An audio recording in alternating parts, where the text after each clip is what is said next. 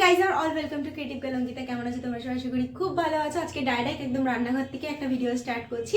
আজকে এই ভিডিওর বিষয়টা তোমরা অলরেডি টাইটেলের থাম্বনেল দেখে বুঝতে পেরেই গেছো। হ্যাঁ, অনেকদিন ধরেই ভাবছিলাম যে তোমাদের সাথে এই ভিডিওটা শেয়ার করব, বাট আমি ভাবছিলাম যে ঠিক আছে চলো নিউমোর 1 বছর হয়ে যাক, তারপরে তোমাদের সাথে শেয়ার করবো। আর বেশ কিছু জিনিস আমি নতুনও ইনক্লুড করেছি, তো ওর জন্য আমি 1 বছর হওয়ার জন্য ওয়েট করছিলাম।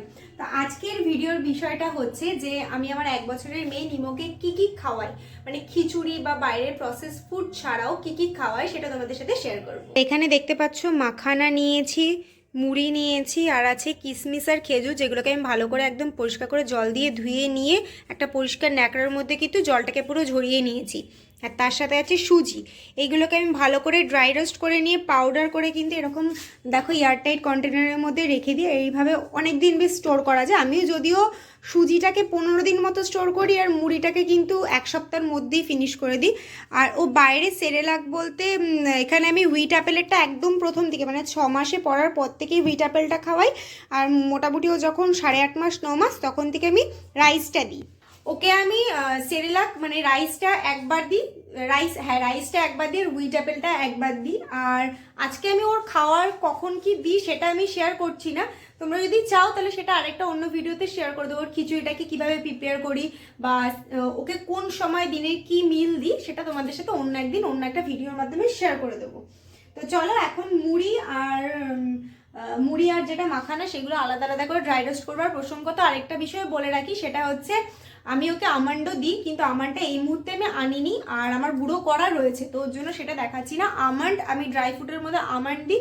আর ভেবেছি 1 বছর হয়ে গেছে কাজুটা দেবো। এবার এটা বুঝতে পারছি না, ডাক্তারের সাথেও কথা বলা হয়নি যে কাজুটা দেওয়া ঠিক হবে নাকি আখরোটটা দেওয়া ঠিক হবে।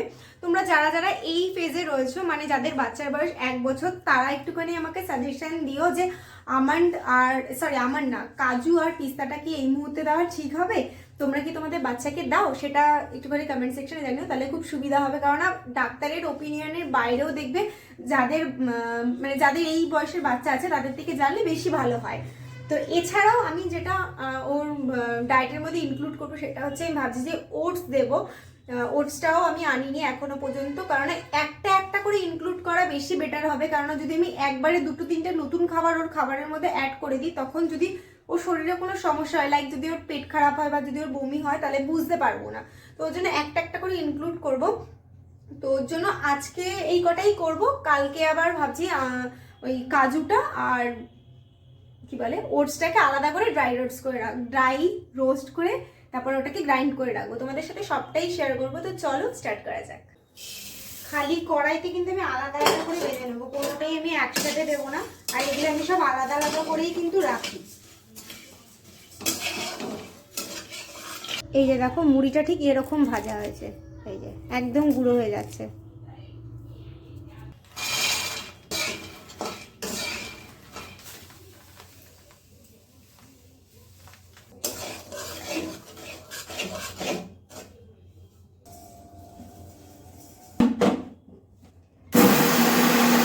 এখানে 3টের পাউডার হয়ে গেছে।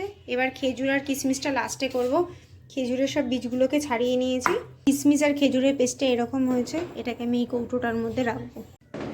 খেজুরের পেস্টটা কম হয়ে গেল, যদি এটা প্রথমবার ট্রাই করছি। ফ্রিজে রাখবো, ফ্রিজে অবশ্যই রাখতে হবে, কারণ এরকম আঠালো জিনিস বাইরে রাখলে বন্ধ হয়ে যাবে।